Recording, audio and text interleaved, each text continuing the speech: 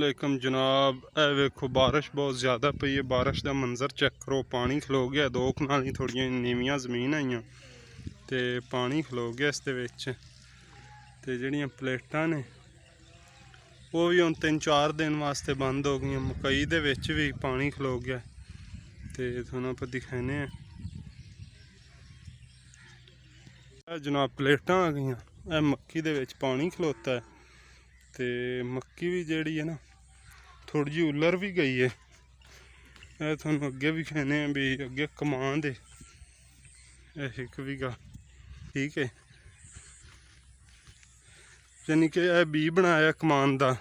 इहदे नाल आपां तकरीबन 5 किले की कमान दी ला देना। कमान का बहुत अच्छा फसल है। यह थोड़ी जी पिछे लाई सी मक्की तो इस करके मक्की थोड़ी जी ना भी विरली रह गई है।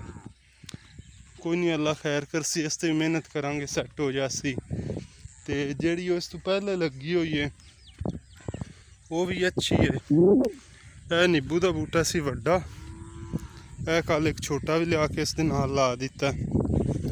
इस इत्थे सी आपदा लूसन, तो लूसन दे विच हो गया काफ़ी सारा तला जिहा, तो ये हुण आपां वाह देना।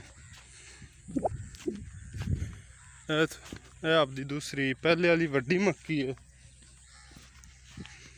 ये तो बिल्कुल फिट खलोती है, लेकिन जिहड़ी राती बारिश पई है ना, पानी उसकी वजह ना पानी बहुत ज़्यादा इस दे विच पै गया।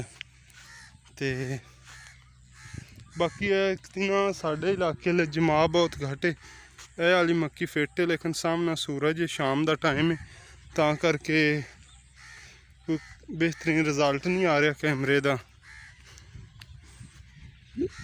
तो बाकी तुसी आपो आपदे इलाके दे मेरे नाल कमेंट दे विच शेयर करना कि किस तरीके मक्की तुहाडे इलाके ले रही है।